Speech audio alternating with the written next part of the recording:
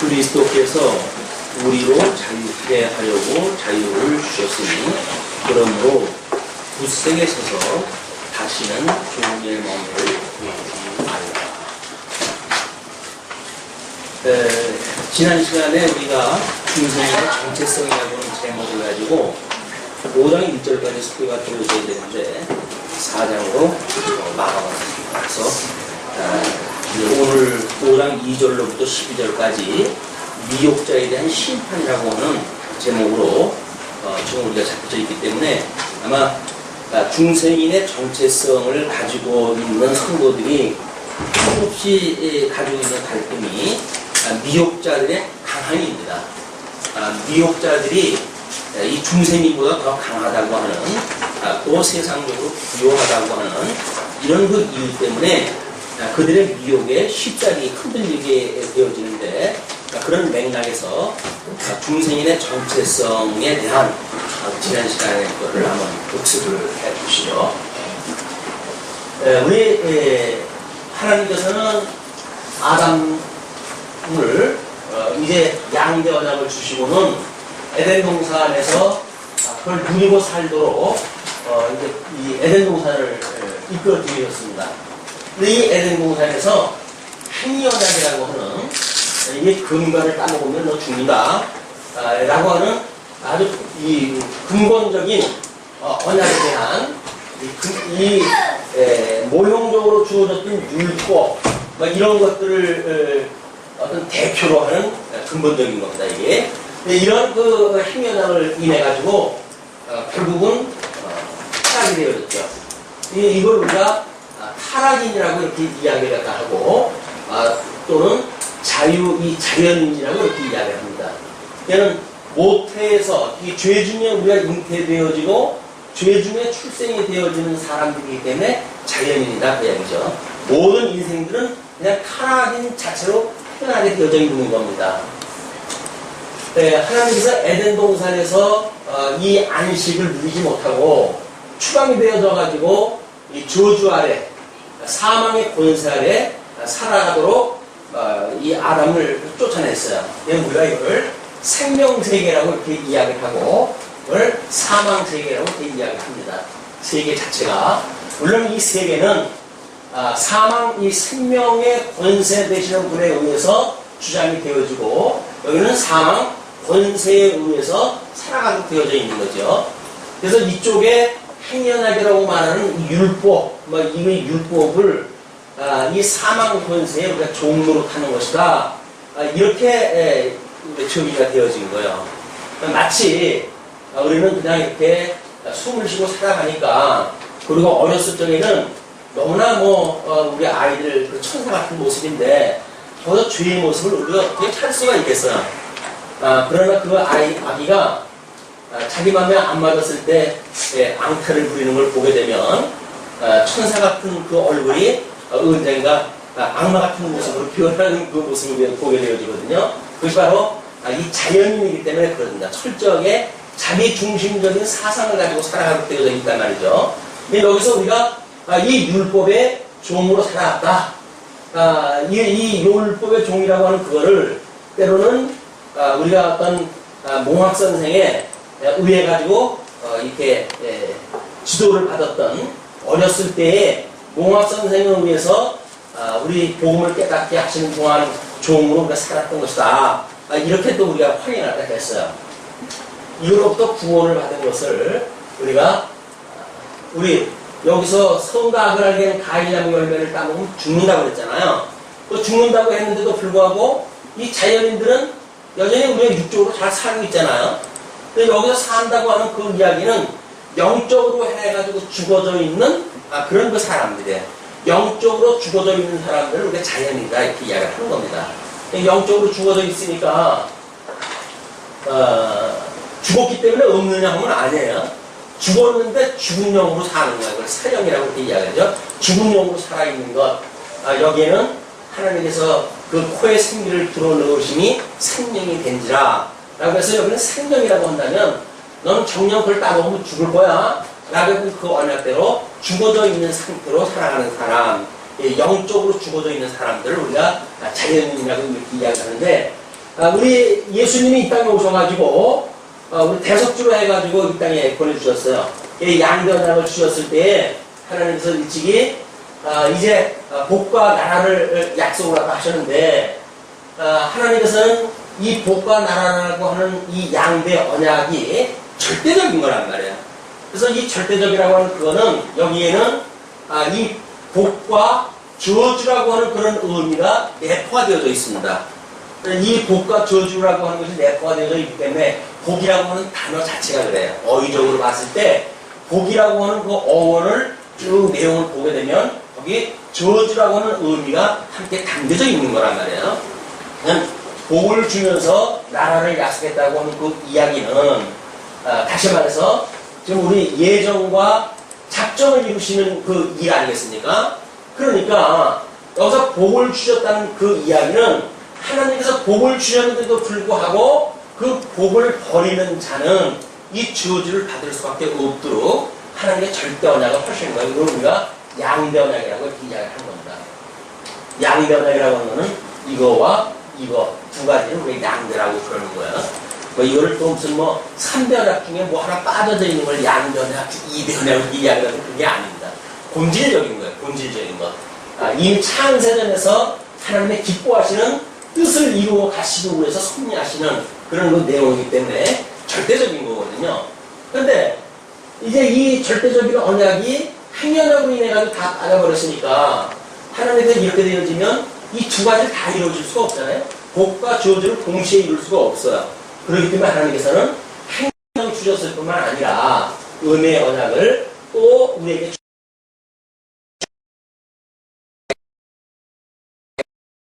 갈등관계로 설명되어진 내용이라고 보지 않았어요. 그리고 그것을 표징으로 보여주기 위해서 에덴에서 내어쫓을 때에 이 가죽옷으로 옷을 해입혀가지고 내쫓아 주셨다.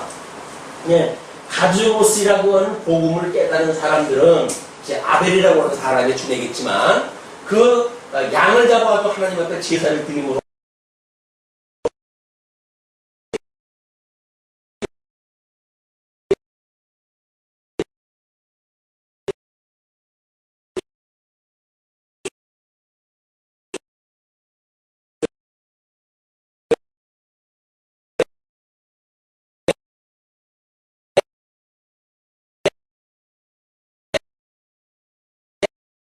살인자가 되어진 것도 이 은혜를 입지 못하기 때문에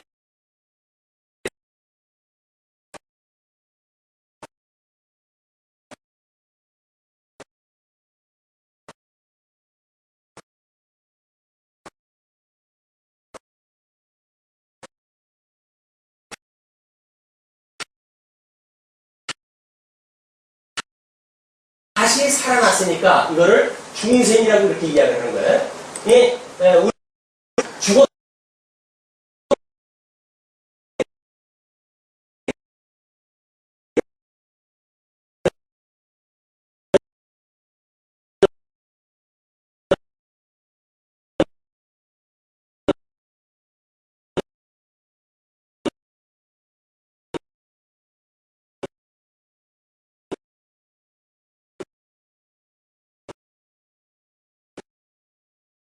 어쩔 수 없이 거듭나야 되겠고 라고 이야기를 했을 때 거듭난다는 이야기가 죽었던 영이 살아난다고 하는 어떤 신령한 개념이 없으니까 모태 속으로 들어갔다가 다시 나와야 된단 말입니까? 라고는 육적 개념으로밖에 이해를 못한단 말이에요.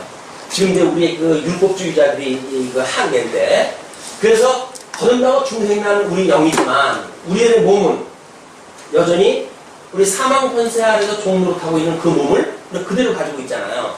우리 육과 영이라고 하는 두 가지 요소가 있는데 영은 거듭나가지고 중생되어진 영이고 우리의 육신은 여전히 사망 권세의 종노릇하고 있었던 우리 육신이다. 라고 해서 우리 마음이 이렇게 이제 마음은 영과 육을 묶어내는 이런 우리 인간의 구성의 그 기능인데 이 영을 모르는 유대인, 이 자연인들의, 우리 동양인들을 보게 되면, 여기서 이걸 이렇게 나누죠. 이렇게. 그래서, 이걸 혼이라고 그러고, 이걸 백이라고 이렇게 이야기할 때, 혼백.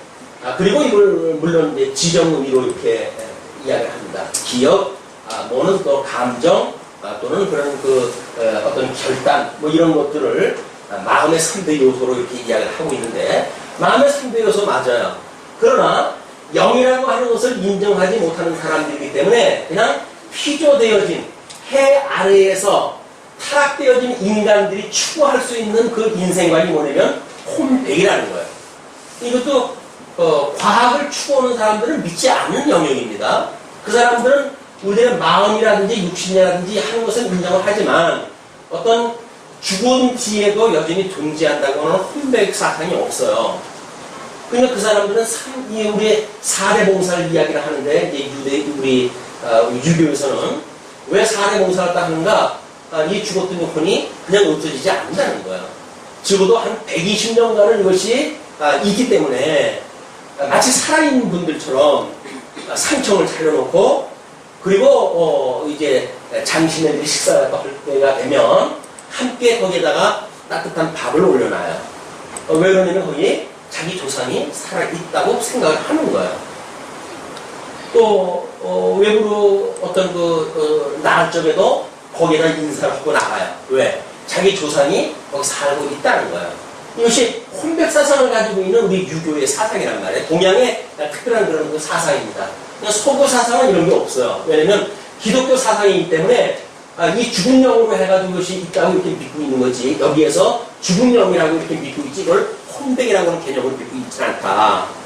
어쨌거나 성경에서 이제 죽었던 영을 우리 살려놨으니까 중생이 되어져서 죽었던 영이 나를 살아난 거란 말이야. 그래서 우리가 에베소서에서 2장 1절에 그렇게 이야기를 하죠. 죽었던 나를 살리셨고 이라고 해요. 근데 내가 잘 살고 있었는데 뭐 죽었던 나를 살렸단 말인가?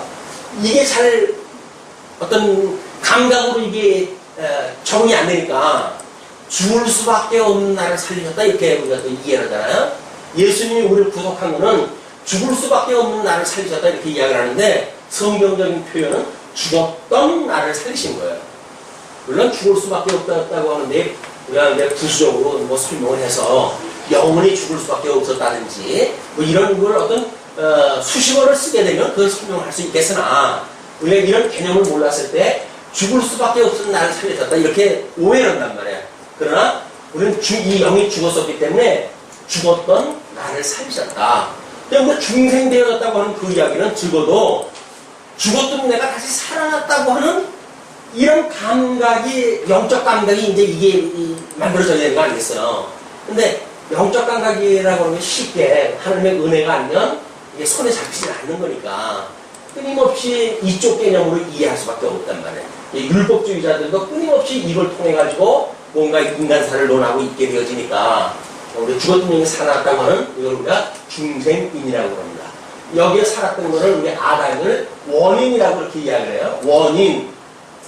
이 원이라고 하는 거는 어떤 기초가 되어지는 시발점이 되어지는 이런 그 뜻이거든요. 그러니까 아담이 첫사람 이 아담은 모든 인류의 원인이에요. 근데 이거를 이제 우리 생물학적에서는 이걸 어떤 원시 시작한 그런 인원의 원시인이라고 하는 그런 이름으로 설명이 되어지지만 이 원시인은 여기서 찾아내는 원시인입니다. 외우기도 어려운 그런 인류 조상들이 이야기 있잖아요. 그거는 사실은 과학자들이 이빨 2개를 가지고 만들어내는 허상들이다. 허상을 가지고 인류 조상이라고 만들어내는 이야기를 하는데 그렇지는 않습니다. 이 진화론에서 말하는 그 인간론은 이게 근거가 없는 거예요. 물론 과학자들이 이빨 2개를 가지고 만들어냈죠. 그냥 가설 위에 쓰워진 것이지 그것이 어떤 그런 이런 원칙에 의해서 설명되어질 수가 없다. 그런데 유감스럽게도 우리는 초등학교 들어가서부터 진화론에 의해 가지고 공부가 되어지기 때문에 더 복음을 깨닫기가 어려워지는 거예요. 왜냐하면 이쪽에 집중적으로 교육을 받고 살아가니까. 그런데 우리 하나님께서 유대인들한테 죽었던 우리 예수님이 이 땅에 오셔가지고 죽었던 분을 살리는 중생으로 살아게 하시는 이렇게 해서 살아게 하는 것이 지금 갈라디아의 교회입니다. 갈라디아 교회의 성도들이에요. 그런데 이렇게 살고 있던 유대인들이 이렇게 되어진 것을 자기네들이 이해를 못하면서 이 사람들이 율법을 가지고 끊임없이 공격을 해야 되는 거예요. 너희들이 할례를 받지 않으면 그 이야기예요. 이 할례라고 하는 것은 이 육에다가 하는 것이 할례 아닙니까? 할례를 받지 않으면 구원에 이를 수 없다 이렇게 이야기를 하니까 왜 그림을 그려놓으면 너무 분명하잖아요. 죽은 영을 살려주셨으니까 이건 하나님의 은혜로 살아나는 거예요. 여기서 뭘 갖다 해가지고 살아나는 것이 아니라 이미 죽었던 우리를 살려주셨다는 이야기거든요. 다만 이 육신은 사망 권세 아래 우리가 그냥 살던 것이기 때문에 여전히 죄의 종로로 타기에 익숙해져 있는 것 뿐이에요. 그러나 우리 영이 거듭나왔으니까 성령께서 우리 감동을 주시고 은혜로 붙들어 주시게 되면 하나님의 말씀으로 붙들려 살아가게 되어지겠죠. 이것을 우리가 갈라디아서 이 구성을 할 때 이제 그 복음의 배움 공부라고 이렇게 이야기를 했었죠. 5장 12절까지 배움 공부예요. 또 우리가 이제 지, 정, 의라고 하는 인격의 구성을 이루는 것이 마음 아닙니까? 이 마음의 3대 요소가 지정이란 말이에요. 그러면 이런 거를 이 지각 활동을 하는 거를 우리가 배움 공부라고 이렇게 이야기를 했고, 그 다음에 이 지, 정, 의라고 하는 걸 통해가지고 끊임없이 이 몸이 이 배우는 거를 우리가 익힌 공부라고 이렇게 이야기를 하는 거예요. 그러니까 복음을 깨닫는 걸로 해가지고만 우리가 살아가기에는 거듭나고 중생한 이후에 우리 나머지 성도의 삶 아닙니까? 그러니까 배운 공부라고 하는 것은 이론치기 때문에 잠깐이면 돼요. 그럼 우리 주님이 오라고 하시는 그날까지 뭡니까? 끊임없이 이걸 잊혀가는 일이란 말이에요. 뭐 이걸 배워졌기 때문에, 여기서 복음을 받아들여졌기 때문에 믿음으로 끝까지 살아갈 수 있다고 하는 그런 단순한 논리가 아니라 이렇게 우리의 이 지적 활동은 끊임없이 복음에 대한 배운 공부를 다 하고 우리들의 몸은 익힌 공부를 통해 가지고 우리 중생인의 정체성을 더욱 굳혀가는 일이다. 이것이 우리 5장 1절에 소개되어진 그런 이야기예요. 물론 우리 주님이 이제 오라고 하시는 그날 우리 육신을 벗어버리게 되면 우리 몸이 다시 살 걸 믿는다고 사도신경을 고백을 하죠. 이 몸이 다시 산다는 건 뭘까요? 첫째 아담에게 만들었던 흙으로 만들어진 몸으로 살아나는 걸까요? 아닌 거죠. 영원한 생에서 산다는 이야기는 예수 그리스도처럼 신령한 몸으로의 부활을 이야기를 하는 거예요. 신령한 몸으로 우리가 다시 산다고 한다면 예수님처럼 닫혀져 있는 문 속에 짠하고 그냥 등장도 하시고, 때로는 제자들이 고기 잡는데 짠하고 나타나시기도 하고, 때로는 우리 엠마오로 가는 두 제자들과 동행도 하시고, 그러다가 축사를 갖다 하시고 그들의 눈이 밝혀지고 그분이 그리스도인 줄 알아본 뒤에는 짠하고 없어지기도 하시는 그것이 신령한 몸으로 가지고 계셨던 우리 예수님의 형상인 거예요. 그걸로 우리가 변화되어진다고 믿는 것이 지금 영화인입니다. 이게 우리의 몸이 다시 벗어버렸을 때 영화인으로 살아가는 것이다. 그러면 이 중생인에 대한 정체성에 대한 걸 우리가 확인했다 했으니까 5장 2절에 이렇게 이야기합니다. 보라, 나 바울은 너희에게 말하노니 너희가 만일 할례를 받으면 그리스도께서 너희에게 아무 유익이 없으리라. 그 할례 문제가 나오는 거예요. 이 할례를 너희들이 받는다고 한다면 그리스도로 인해 가지고 너희가 죽었던 영이 살아나는데 이 그리스도와 아무 상관이 없다는 거야. 그러니까 5장 2절부터 12절까지가 지금 복음의 이 배움 공부에 대한 이런 것을 뭐로 소개가 되어졌냐면 미혹자에 대한 심판에 대한 내용으로 소개가 되어졌잖아요. 끊임없이 우리 가지고 뭘 해야 된다고 믿는 자들에게 공격인데 그 미혹자를 우리 중에 심판하신다.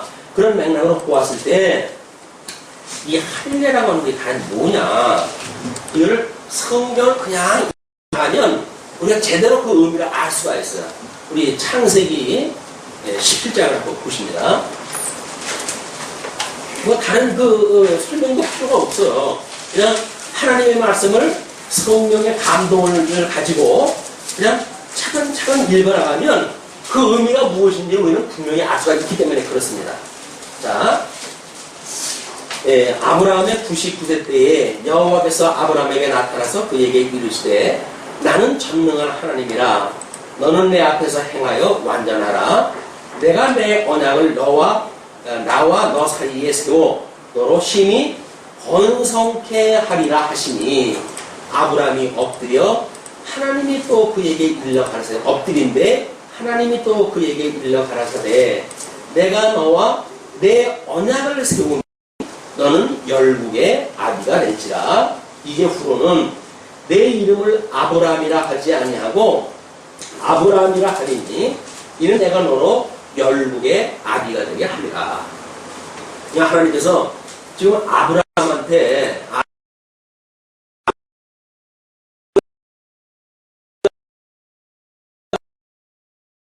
아들이 9살 때쯤 됐겠죠.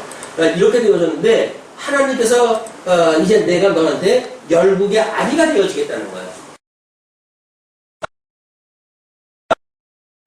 그러면서 내가 너를 심히 번성케 하리니 나라들이 내게로 쫓아 일어나며 열왕이 내게로 쫓아가리라. 그래서 열국의 아비가 되어진다고 우리 약속을 하셨거든요. 아브라함한테 하나님께서 뭐라고 이야기했냐면 너는 열국의 아비가 되어질 것이다 이렇게 이야기를 했어요. 그 열국의 아비라고 하는 그거는 여기에 학자도 불택자도 다 포함되어진 사람을 지칭을 하는 거겠죠. 아브라함이라고 이 이스라엘이라고 하는 나라가 포함되어지고 이스라엘이라고 하는 나라 이외에도 많은 나라를 세울 시로의 아비가 되어지겠다는 이야기니까 그런 그 약속을 하신 거예요. 그러면서 내가 내 언약을 나와 너와 내 대대 후손의 사이에 세워서 영원한 언약을 삼고 너와 내 후손의 하나님이 되리라. 열국의 아비가 되어지겠다고 하는 이거는 다시 말해서 양대 언약을 이루어 가시기 위한 이거를 하나님께서 모형적으로 아브라함한테 지금 언약을 하신 거 아닙니까? 이 언약을 하면서 이 언약을 너한테 지금 세우겠다는 거야. 이미 아담에 주었던 언약인데 아브라함을 불러내셔가지고 이 아브라함이 뭐 착하고 충성되기 때문에 그런 것이 아닙니다. 아브라함의 아버지가 우상장자 출신이에요. 그러니까 이 아브라함도 어렸을 때서부터 보고 배운 것이 우상 섬기는 일만 보고 배웠던 사람이에요. 그냥 거기에서 아브라함을 불러가지고 하나님께서 일방적으로 약속을 하신 거예요.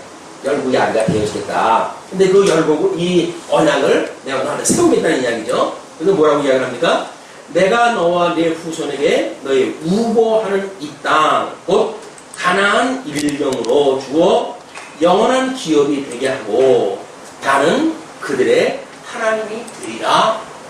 선민을 삼고 가나안 땅에서 선민 국가의 그 모든 백성들의 아비가 되어지겠다고 하는 걸 약속을 하겠다는 거예요. 언약을 세우겠다 그 이야기죠. 그러면서 하나님이 또 아브라함에게 이르시되 그런즉 너는 내 언약을 지키고 내 후손도 대대로 지켜라. 이렇게 열국의 아비가 되어서 양대 언약을 하셨던 이런 거를 대대손손 이걸 대대로 이 언약을 믿고 이걸 세우라는 이야기예요. 자, 그러면 하나님께서 지금 열국의 아비가 되어졌다고 하는 약속을 하시고 이걸 대대로 그 언약을 기억하고 해야 이걸 주시겠다는 거 아닙니까? 근데 뭐라고 이야기를 하시냐면 너희 중 남자는 다 할례를 받으라. 이것이 나와 너희와 너희 후손 사이에 지킬 내 언약이니라. 하나님의 나라의 백성으로 삼아주시겠다고 하는 이런 그 언약을 우리 이제 이 하나님을 신령한 하나님 나라의 백성으로서의 이걸 언약을 지키라고 하는 것이 이게 내용이에요. 이 내용을 너한테 약속을 주겠다 그 이야기 아닙니까? 아담에게 약속하셨던 그 양변학을 이 아브라함한테 이렇게 세울 거야. 너희는 영원히 나의 아들이 되어지고 또 선민국가는 나를 섬기는 그런 나라가 될 것이다. 이거 약속을 주셨단 말이야. 이제. 그런데 이 내용을 깨닫게 하시기 위한 방법으로 뭐냐면 할례라고 하는 이 그릇, 뭐 방법 이걸 제시를 한 거예요. 이 내용을 먼저 주셨는데 이 내용을 주시고는 하시는 말씀이 너희 모든 남자는 할례를 받아 이렇게 이야기한단 말이에요. 그러니까 대대로 남자는 집에서 난 자나 혹 너희 자손이 아니요 이방 사람에게서 돈으로 산 자를 물어나고 난 지 8일 만에 할례를 받을 것이라.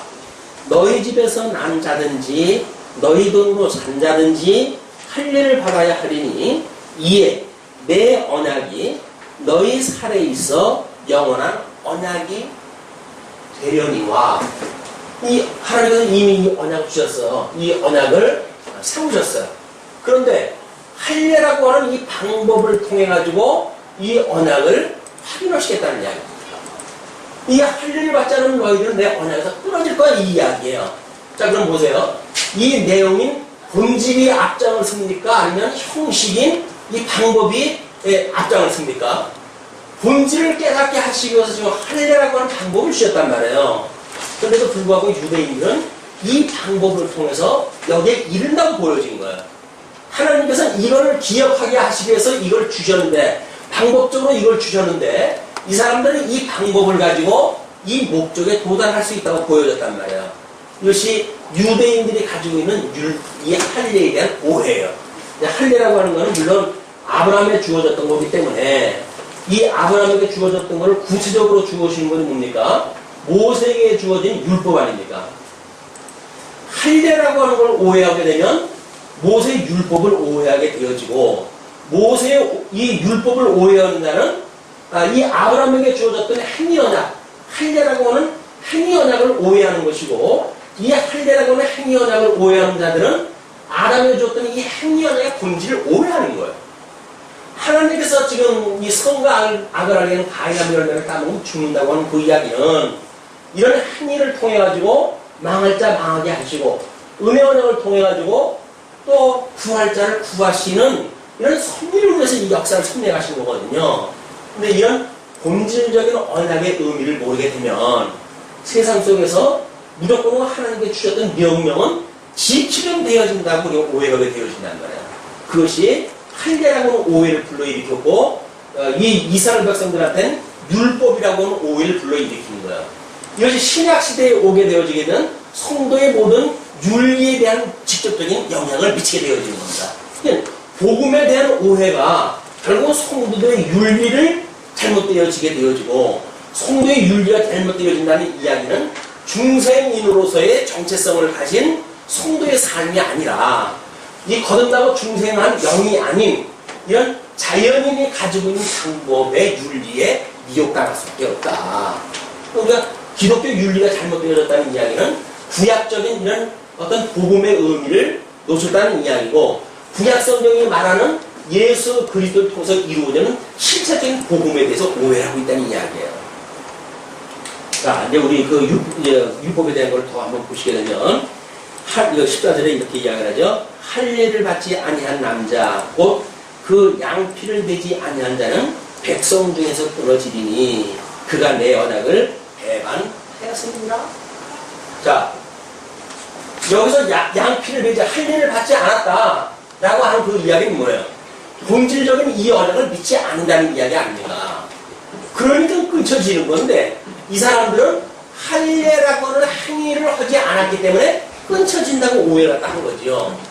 믿음이 없다라고 하는 그걸 지금 하나님은 지적을 하시는 건데, 이 사람들은 믿음이 없는 것이 아니라 여기서 하나님이 주셨던 언약, 하나님 양언약으로 주셨던 거, 이걸 은혜 언약으로 우리를 구원하셨다고 하는 이런 은혜로 우리가 이 믿음을 가지고 가도록 하기 위해서 우리들의 이런 입혀가는 어떤 방법을 주셨는데도 불구하고 그걸 놓치게 되면 우리는 교회 생활이라고 하는 어떤 막연한 우리 정풍이 만들어낸 이런 당위에 의해서, 이 당위에 의해 가지고 마치 구원받은 성도는 이렇게 살아가야 된다고 오해가 되어지는 거예요.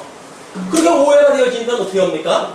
다른 사람들을 판단하고 비판하고 자기가 주인으로서 다 하는 거예요. 왜? 윤리라고 하는 거는 각자 주관이 다르니까. 그러니까 하나님이 절대 주권자가 돼가지고 하나님이 심판자가 돼야 되는데, 인간들이 자기가 주인이 돼가지고 뭐 감론을박하면서 누구는 이래서 뭐 못생겼고 저 사람은 이래서 못생겼고 이렇게 되어져 버리니까 지금 21세기 우리 대한민국의 미래는 똑같이 만들어진 거 똑같이 획일화되어져요. 왜? 성형외과에서 그 미의 기준을 가지고 다 그냥 수술을 해버리니까 뭐 특징이 없어져 버리잖아요. 다 똑같아요, 사람이. 그게 이 한연약의 그런 특징이에요. 21세기의 어떤 성형문화, 그 미의 기준, 이런 어떤 뭐 미론이라든지 뭐 우리의 미학에 대한 연구를 갖다 하고 그러는 거에 근본이 뭡니까? 그것이 절대자인 하나님이 보았을 때 좋았다라고 하는 개념을 모르게 되면 인간들이 좋아하는 개념으로 기준을 삼게 되어진단 말이야. 그게 회의가 될 수밖에 없죠. 마치 교회에 들어오는 모든 성도가 일사분란하게 똑같이 되어야 된다고 생각이 들잖아요. 그렇지 않았습니다. 교회는 어린 자도 있고 성숙한 자도 있는 거예요. 그래서 다른 사람들을 위해서 사랑에 수고를 하는 사람도 있고 때로는 똥 싸고 묵는 사람도 있는 거예요. 사고 치고 그러는 사람도 있죠. 사고 친다고 다 쪼개내고 쫓아내고 그래 그게 교회라고 이야기하잖아요. 그런 그 교회가 아니 창피하게도 11조를 6개월 11조를 안 하면 성도의 자격을 박탈한다고 하는 그런 헌법을 만들어낸 데까지 가게 되어 있단 말입니다. 이게 뭡니까? 이 신령 그 교회 하나님의 나라 이것이 그래 11조라고 하는 자기들이 만들어낸 어떤 경제 방법을 동의 안 했다고 해가지고 내쫓는다고 하는 그 이야기 아니면 너희들 구원받지 못하는 사람들이라고 하는 이 논리와 달릴 게 뭐가 있어요? 똑같은 거야, 똑같은 거. 그래 우리가 이 복음에 대한 미혹자들에게 우리가 휘둘리게 되면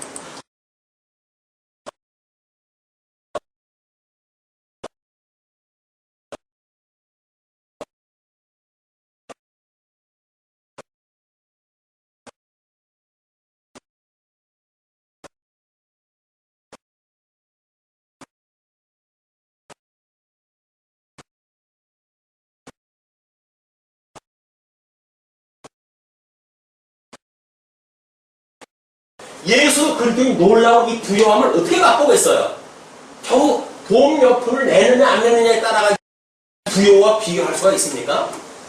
그냥 예수 그리스도의 부요함을 맛볼 수가 없는 거예요.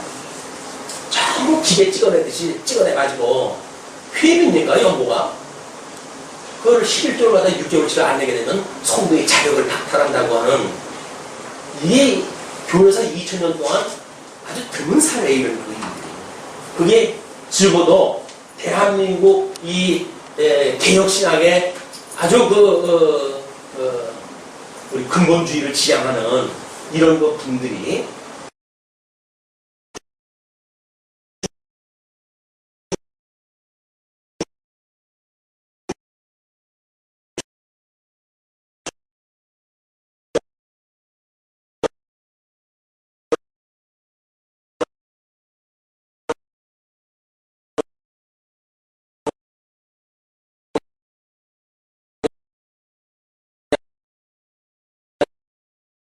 그렇게 하고 저렇게 하라고 그러면 저렇게 하고 우리 시다발입니까?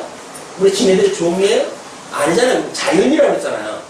우리가 이 자유롭게 했으니까 이제는 다시 율법의 종으로 서지 말고 종을 매지 말고 이 율법의 종으로 서지 말고 우리 주님은 너를 자유롭게 했다. 그래서 이 중생인의 특징은 자유인이에요. 자유인.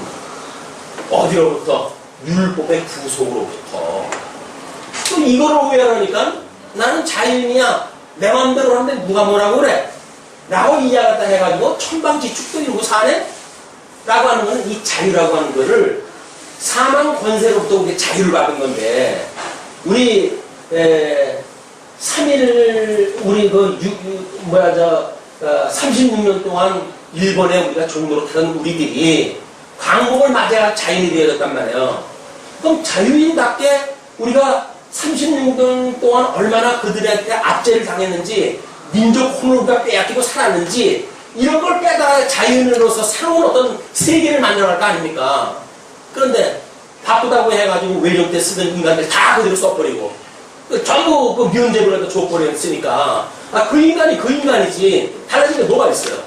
그때 권세 있고 잡힌 자들이 여기서 그대로 다 권세 잡고 있고 그러니까 지금도 여전히 뭐 독립운동하다가 온 재산 다 헌납을 갖다 하고 하던 사람들은 쪽방에서 근근히 살아가고 그때 당시에 악을 행하고 민족들에 대해서 압력을 가하고 그러던 자들은 배불리 지금 살고 있는 거 아니에요? 이 모순된 세계 속에 우리가 살고 있다고요. 복음이라고 하는 본질을 모르게 되면 인간들은 다 그렇게 살 수밖에 없어요.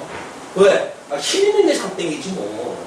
대세에 의해서 살아가는 게 장땡이지. 소수에 의해 가지고 질리면 모르겠어요. 여기 당장 배가 고픈데 박해를 받는데 박해의 문제를 좀 이제 사도 바울은 이렇게 이야기합니다. 뭐냐면 내가 할 일을 3절 내가 할 일을 받는 각 사람에게 다시 증거하노니 그는 율법 전체를 행할 의무를 가진다. 이 할례라고 하는 것과 율법이라고 하는 건 동일선상에 있는 거니까 그를 너희들이 행해야 되는 것이다. 우리가 성령으로 믿음을 좇아 의의 소망을 기다리노니 그리스도 예수 안에서는 할례나 무할례가 효력이 없되 사랑으로서 역사는 믿음뿐이다. 그러면 지금 우리가 말하고 있는 그 할례는 과연 뭔데 이렇게 전혀 구약 이 율법주의자들이 말하는 그런 그 할례와 다를까? 그럼 우리가 한번 골로새서를 한번 보죠. 골로새서 2장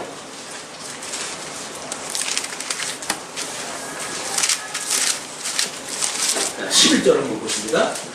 또 그 안에서 너희가 손으로 하지 아니한 할례를 받았으니 곧 육적 몸을 벗는 것이요 그리스도의 할례이다.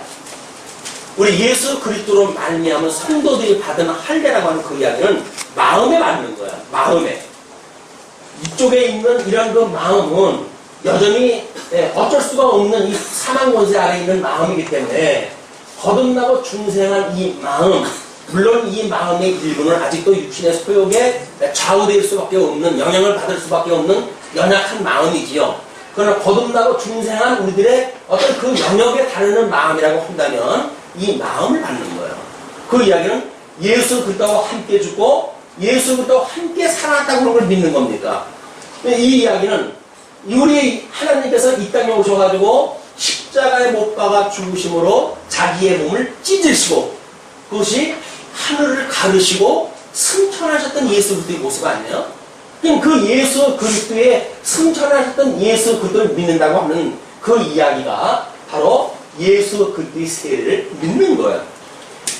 우리가 보이는 이 하늘을 가르시고 승천을 갖다 하셔서 하나님 보좌 우편에 계시면서 여전히 거듭나고 중생한 당신의 백성들에 의해서 당신의 백성들을 하나님의 나라와 의를 복음을 믿고 살아가도록 하나님께서 붙들고 계시다. 그 우리 예수를 믿는 거예요. 그분을 믿는 거예요. 우리 눈으로 보이질 않지요. 그럼 믿음의 눈으로 보게 되면 우리가 하나님의 사랑을 확증받았고 예수 그리스도로 말미암아 그 사랑을 확증받았고 그 사랑받은 사람들이 살아가는 우리의 믿음의 상태는 이 사랑을 중심으로 한 할례를 받는 것이다. 그 이야기예요. 그런데 이것이 여전히 흘고 만들어 놓은 인간 논리에 우리가 매여져 있다고 한다면 하늘을 가르고 신령한 그런 새로운 세계를 만들어 가시는 그리스도를 만날 수가 없어요. 승천하셨던 예수 그리스도를 만날 수가 없어요. 끊임없이 보내줬던 성령께서는 이 하나님 보좌 우편에 계셨던 그리스도께서 중매 몸된 교회를 위해서 지금도 중보 기도를 다 하시고 천상 사역을 하고 계시다고 증거를 하는데 그 증거는 성령의 이 복음에 길을 나갈 수밖에 없단 말이에요. 우리가 이 신령한 세계, 생명의 세계에 눈을 뜨지 않으면 눈에 보이는 세계 속에 우리의 모든 믿음이 묻혀버려가지고 세상 사람들이 가지고 있는 논리 속에 그대로 빠져들어가니까 사도 바울은 아니다. 여기서 죽었던 너희들이 살아났다. 예수가 죽은 지 사흘 만에 부활하셨을 뿐만 아니라 그분이 승천을 갖다 하셔서 지금 마지막 날 우리 심판할 때까지 하나님 나라 계실 거야. 그 이야기예요. 그래서 나중에 전교부터 우리를 산 자와 죽은 자를 심판으로 오시라고 그러잖아요. 사도신경을 고백했던 이유들이 전부 이야기들일 거예요. 예배 전에 사도신경을 갖다 외운다고 하는데 그 사도신경의 의미가 다 이 복음에 대한 이야기란 말이죠. 이런 그것을 위해서 사도 바울이 지금 그 7절서부터 이렇게 이야기해요. 진리를 순종치 않게 한 것은 하나님께로 온 것이 아니다. 이렇게 이야기하는데 너희가 다름질을 잘하더니 누가 너희를 막아 진리를 순종치 않게 하느냐. 도대체 내가 복음을 증거했을 적에는 단마음으로 그 복음을 받아들여가지고 어떻게 나 같은 우리 이 벌레만도 못한 나를 구원을 해주셨습니까? 라는 은혜의 감동이 이렇게 충만하더니 그 이야기예요. 우리도 예수님 처음 믿을 때 그러지 않았나요? 이 죽었던 나를 살리셨고 라고 했던 이 주님이 정말 벌레만도 못한 나를 우리 주님께서 살리셨다. 나를 위해서 구원하다 해주셨다. 나를 위해서 십자가에 못 박아 죽으셨고 그리고 나의 모든 죄를 대속을 다 해주셨다. 라고 하는 은혜의 감동을 가지고 우리가 신앙생활 때 해왔단 말이에요. 그런데 성경을 알면 알수록 점점 담대한 믿음이 만들어지는데 이쪽 세계의 담대한 믿음이 아니라 이쪽 세계의 담대함으로 우리가 전락이 되어져가지고 주님께서 주어졌던 이 자유가 끝내 어떤 그 자유를 누리지 않고 육체의 기회로 사는 쪽으로 전락이 되어버리면 한다는 거예요. 왜? 육신의 소욕이 아직도 사망 권세하는 도모를 할 수밖에 없기 때문에 끊임없이 우리 영향을 받을 수밖에 없어요. 그러니까 이 몸이라고 하는 그거는 거듭나고 중생했던 우리들이 어떻게 살아가도록 되어지는지 이걸 깨닫는 거예요. 이거는 이 할례가 우리 구원을 받는데 어떤 영향을 미치지 않는다고 하는 그 논리와 똑같은 겁니다. 우리 하나님의 의로 말미암아 우리가 칭의인이 되어졌다고 한다면 칭의의 결과로 해서 이 육체적인 열매가 맺어진다는 거예요. 그래 하나님 주권이 지금 해가는 거 아니겠어요? 그런데 여전히 우리가 이렇게 해야 우리가 거듭나고 중생인으로서의 마땅히 살아갈 바다 라고 또 다른 당위를 말한다고 한다면 할례주의자들이 말하는 거랑 다르게 똑같아요. 성도들이 예수를 믿는다고 하면서 어떻게 그럴 수가 있느냐. 우리가 그래도 예수를 믿는데 이렇게 살아가야지 라고 해서 어떤 당위를 말한다고 한다면 우리는 할례를 받아야 구원받는다는 사람하고 논리가 똑같은 논리 속에 함몰되어져 버린단 말이에요. 우리가 어떻게 자유를 주셨습니까? 예수 그리스도 거저 주셨어요. 선물로 주신 거예요. 우리가 그 행위를 인해 주신 것이 아니에요. 그렇다고 한다면 우리의 이 육신이 점점 성화되어져 가는 일도 우리 몸이 다시 살아가는 것도 주님께 주시는 은혜로 이루어진다. 우리가 끊임없이 은혜를 풀어서 사는 사람들, 우리가 하나님께 주셨던 언약을 바라보는 사는 사람들이란 말이에요. 언약을 믿고 언약을 바라보고 언약을 우리가 추구하고 살아가는 사람들이지 인간들의 어떤 조건을 가지고 뭘 했네 안 했네 이런 걸 가지고 자기 자랑을 일삼는 그런 그 신앙생활이 아니란 말이에요. 우리는 조금만 뭐로 하게 되면 나를 자랑 삼으니까 이 복음의 반복음적인 생활을 할 수밖에 없다. 근데 이것이 복음이 약하기 때문에 만들어진 현상이라는 거죠. 너희를 요동케 하는 자가 누구든지 심판을 받으리라. 예. 나는 그 8절에 그 권면이 너희를 부르신 이에게서 난 것이 아니라 성령께서 우리한테 하나님께서 우리 주신 것이 아니라 적은 누룩이 온 덩이에 커지니라. 사도 바울이 지금 더 간절한 것은 이런 그 잘못되어져 있는 어떤 그 누룩이 들어왔을 때 예수님께서 끊임없이 바리새인과 사두개인의 누룩을 조심하라고 그러잖아요. 그 누룩이 뭐냐면 복음을 오해하는 문화가 점점 확대되어지는 거예요. 자기만 그러고 살면 되어지는데 자기만 그렇게 살아가면 외롭잖아요. 그래서 자꾸 충고들을 옆에 있는 사람. 야, 그걸로 사는 것이 아니라 이걸로는 뭐가 있어야 돼. 라고 하다 피곤을 자꾸 늘려가네? 딱 보니까 이게 점점 가는 소화를 다 부풀게 만든단 말이에요, 이게. 우리 죄라고 하는 무서운 것이 바로 이런 오염성이 있는 겁니다. 예. 암도 그런 거 아니에요? 암이 자꾸 전이가 되어지는 게 뭐야? 암이 무서운 것이 그냥 암세포 하나가 뭐 이렇게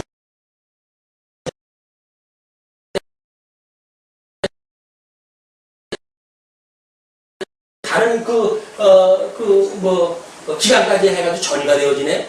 이게 우리의 그 암으로 가지고 온몸을 잡아먹는 원리예요. 이런 지금 미혹자들이 잘못되어져 있는 복음을 가지고 충동질을 한다는 건 뭡니까? 암을 유발시키는 행위란 말이에요. 이런 걸 우리가 그런 무서운 어떤 감각이 없으면 에이, 뭐 세상 다 그런 거지 뭐. 그냥 편하게 살아가는 거죠. 그냥 진정한 이 복음을 놓치게 되어지고 예수 그리스도 한 분만으로의 부요함이 아니라 세상의 조건인을 가지고 우리 살아가게 되어지는 이런 세상의 종교와 똑같은 종교로 전락되어지고 만다. 우리 예수 그리스도로 말미암은 종교는 우리의 삶이 이렇든 저렇든 사도 바울의 고백처럼 그 죽음의 지경에 자기가 이른다 할지라도 그걸 마다하지 않았어요. 왜? 이것이 너무나 소중하니까 이게 절대적인 거니까 살아가는 삶의 수단 그거는 그냥 방법적인 거예요.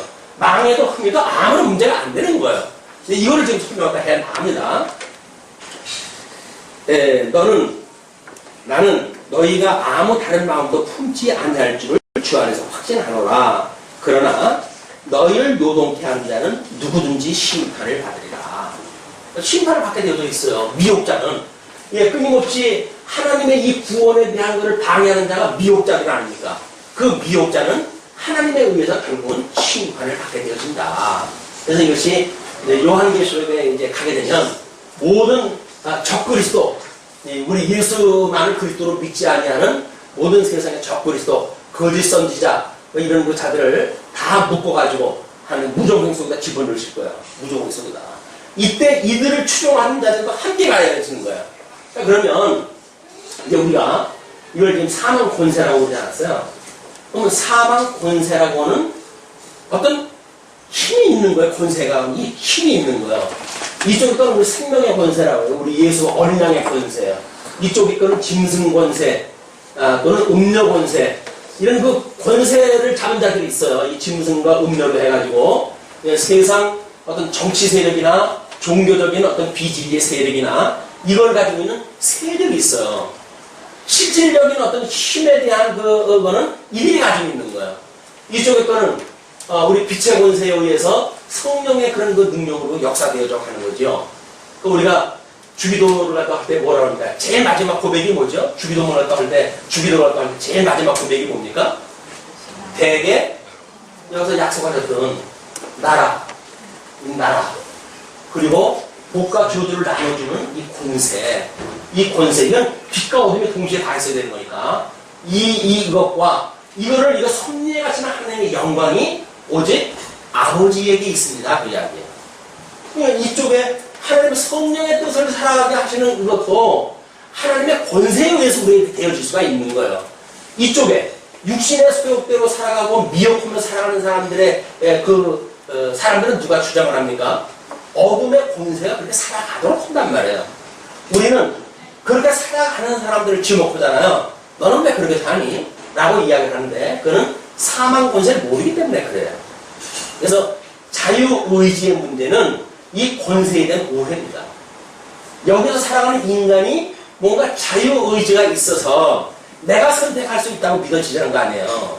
내가 선택하는 것이 아니라 하나님께서 양대 권세에 의해서 빛과 어둠을 하나님께서 밤과 낮으로 이걸 운영을 시키면서 우리를 훈련시켜 가시는 권세로 이용을 하기 때문에 궁극적인 권세는 하나님한테 있는 거예요. 이 믿음의 이 구원에 이르는 것은 하나님께서 주시는 믿음의 은혜의 선물이지 이것이 인간의 어떤 자기의 자유의지를 통해 가지고 구원에 이르는 도구가 되어진다는 이야기는 유감스럽게도 어둠의 권세에 있는 자가 빛의 권세에 스스로 갈 수 있다고 믿는 거랑 똑같은 거예요.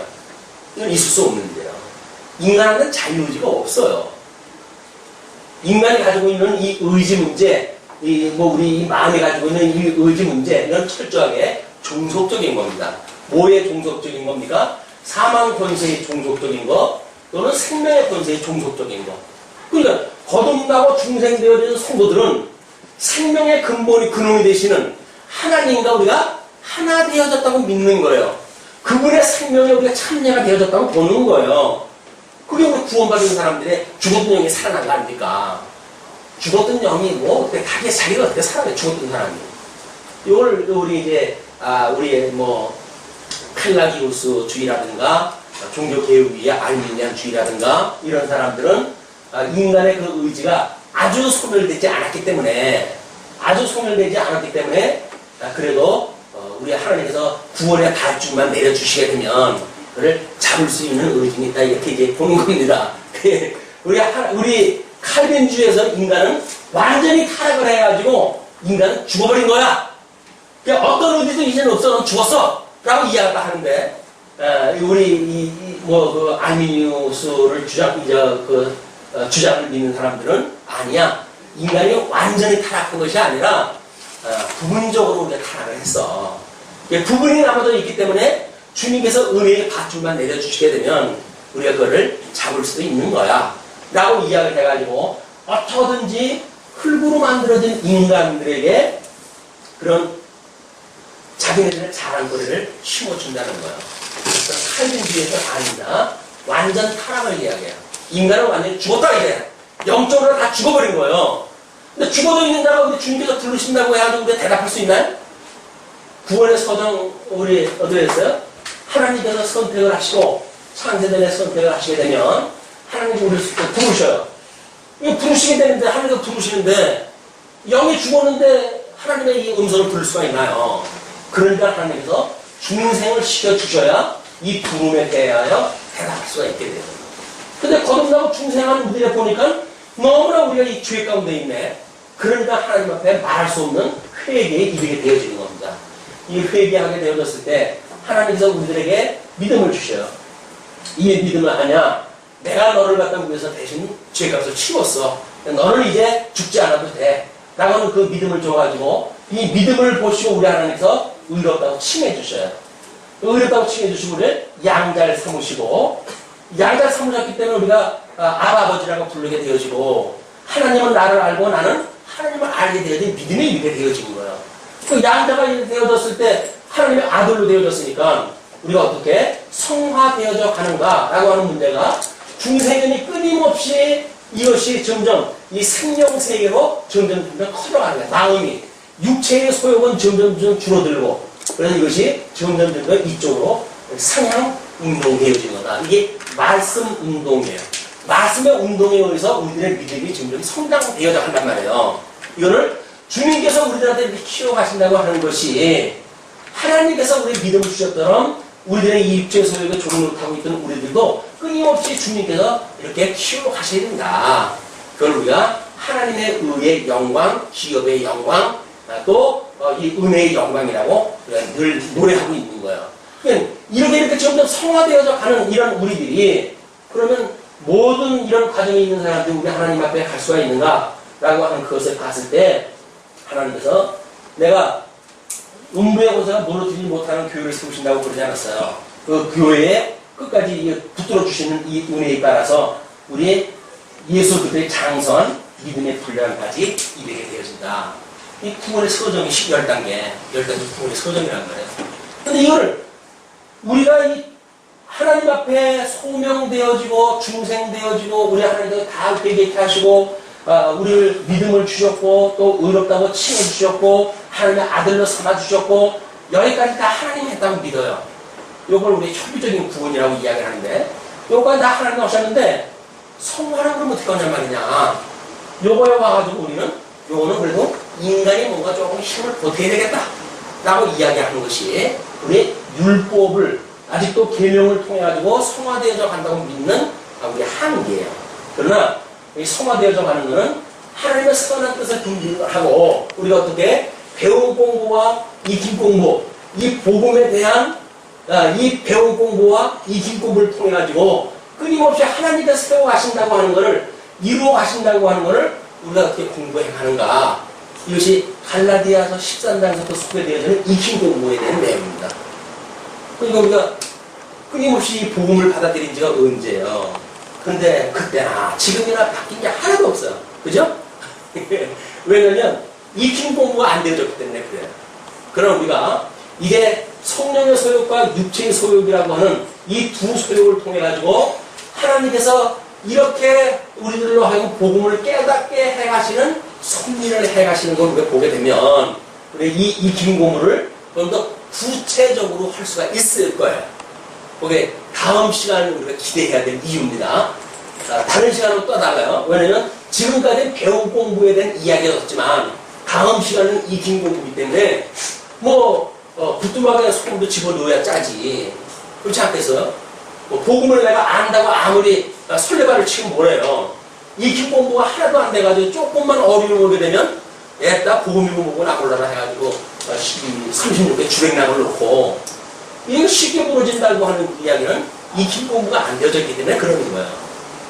끊임없이 육체의 소욕이 우리들을 미혹을 해왔을 때 이 미혹하는 세력들이 사망 권세를 힘입고 있는 미혹의 세력들이 우리를 공격을 해올 때 우리가 어떻게 이 익힌 공부를 통해 가지고 수학 공부 잘하려고 한다면 익힌 공부 잘해야지. 예? 아무리 이론만 알아 소용이 없어. 문제를 갖다 수없이 풀어야, 그래야 어떤 문제가 딱 왔을 때도 그 문제를 풀 수가 있죠. 그러니까 원리는 알아. 근데 익힌 공부가 안 되어져 있어. 그럼 시험 볼 적에는 답안지를 못 쓰는 게 걱정이죠. 원리는 모르는 건 아니에요. 알아요. 알긴 알아요. 복음이 뭔지도 알긴 알아요. 근데 사는 걸 보게 되면 맨날 그냥 그나물의 그 밥인 거예요. 10년을 믿으나 20년을 믿으나 하나님이 언약대로 이루신 여호와라고 그러는데 아유 하나님 다 해라시면 됐지 뭐. 이렇게 하고 다 치부해버리고 말고 나는 쏙 빠져버리니까 하나님의 이 절대적인 계시의 역사와 우리의 믿음이 화합이 안 되는 거예요. 이 화합이 안 되는 걸 히브리서 기자는 너희가 그 믿음에 화합이 안 되기 때문에 그런다고 하잖아요. 이 성경에 계시되어지는 하나님의 진리 체계를 깨닫게 되어지면 우리가 믿음으로 어떻게 화합되어지는가는 끊임없이 말씀으로 익히고 노력하는 데 있다. 우리 다음 시간에 기대하시면서 오늘은 11절 나는 11절 형제들아 내가 지금까지 할례를 전하면 어찌하여 지금까지 핍박을 받으리요. 그리하였으면 십자가에 거치는 것이 그쳤으니. 끊임없이 박해볼 수밖에 없어요. 이거 익힌 공부는 끊임없이 7번 연달아 그림과 같은 우리 성도를 만들기 위한 하나님의 섭리예요. 여기서 끊임없이 읽는 것을 빼앗겨야 돼요. 우리들이 가지고 있던 걸 모든 소유를 갖다 포기를 갖다 해야 돼요. 그래가지고 정말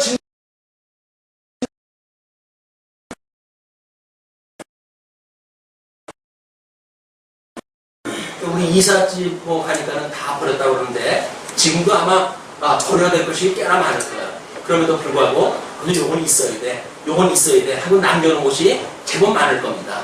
그것만 없애게 되면 지금 이 식구들이 아마 편하게 살지는 몰라요. 이 사람도 가면서도 남겨놔야 되기 때문에 언제라도 쓸 거야. 남겨놓다가 보니까 집이 좁아요. 집이 좁으니까 저 큰 집을 갖다 찾아가야 되고 그렇게 해서 돈을 벌어야 되고 돈을 벌어야 되니까 우리 신앙생활보다는 돈 버는데 좀 더 집중을 해야 되고 악수장님 이제 계속되신 겁니다. 너희를 어지럽게 하는 자들이 스스로 배워버리기를 원하노라. 우리 여러 가지 이런 이제 설명 방법이 있는데 예수님께서는 율법을 지키는 자들에게 눈으로 하여금 너희가 범죄를 했다고 한다면 눈을 빼내라 이렇게 이야기해요. 그렇죠? 그러면서 백채를 가지고 지옥에 하는 것보다 눈 하나 꼽아놓고 천국 가는 게 낫지 않아? 그렇게 이야기를 하셔요. 손과 발로 범죄하는 걸 인해 가지고 우리 주님께서는 팔을 잘라 버려라 이렇게 이야기를 해요. 백채를 다 가지고 지옥 가는 것보다는 거기서 죄진 거 하나 잘라버리고 천국 가는 게 낫지 않아? 주님께서 그렇게 이야기를 하셔요. 그 이야기는 물론 율법을 온전하게 이루실 분은 주님밖에 없다는 이야기예요. 그러니까 거기에서 모든 그 복음을 깨닫는 자들이 하나님 나라를 유업으로 이룰 수가 없어요. 그 하나 잘라내야 돼요. 불합리하게. 그것이 가론 유다죠. 12명의 제자를 하나님의 복음을 증거했지만 주님께서 결국은 가론 유다를 잘라버리고 그리고 하나님 나라를 이루어 하셔요. 마찬가지로 미혹되는 자들이 있었을 때 사도 바울이 자기가 그럴 수 없으니까 너희를 어지럽게 하는 자들이 스스로 베어버리기를 원한다. 그렇게 해가지고 너희 인간들하고 도대체 못 살겠네. 나는 이 신앙생활을 하는데 그렇게 인간의 어떤 그 윤리, 도덕 이런 것들에 대해서 너희들처럼 업신여기고 이렇게 하는 자들은 같이 할 수가 없어. 그래도 뭔가 우리가 해야지 라고 하는 자들이 스스로 여기에 합류할 수가 없는 거예요. 왜? 자기를 포기할 수가 없으니까. 자기의 이 헛된 영광인데 그 영광을 어필할 수가 없으니까 저 인간들 상관 못하겠네 라고 떠나버릴 수밖에 없는 거예요. 그러나 우리 주님께서 이루어 가신다고 하는지 믿게 되어진다고 한다면 내가 10번 죽는다고 하더라도 내가 죽고 이걸 얻는 것이 낫지 여기 있는 걸 얻기 위해서 이걸 포기한다는 이야기는 말이 안 되는 거죠. 그러나 미혹자들은 자기네들이 확신을 가지고 미혹하는 일 아닙니까? 그렇기 때문에 그 확신 때문에 할례를 받는다고 하는 그 확신 때문에 이 어떤 하나님의 은혜로 구원을 받는다고 하는 걸 포기하고 할례를 받는 그런 문구에서 전략이 되어질 겁니다. 주님의 몸된 교회에서 그들은 잘라질 거예요. 스스로 그렇게 되어지기를 사도 바울은 원하고 있는데 하나님의 뜻이기 때문에 달라질 수밖에 없는 겁니다. 그게 거룩이에요. 어떻게 이 인간의 그런 윤리를 중심으로 해가지고 이 믿음의 세계를 설명하는 자들, 이런 자들이 아니고 오직 하나님의 의, 예수 그리스도밖에 없다고 고백하는 자들, 이런 자들을 중심으로 해서 주님의 몸된 역사는 계속 되어질 겁니다. 그 하나님 나라에 우리가 유업을 이을 자로 부름을 입었어요. 그래서 우리는 그 기업에 참여함을 늘 감사하고 기뻐하며 찬양하는 겁니다. 크토 있는 시간도 그런 은혜에 참여하기를 빌면서 말씀드리죠.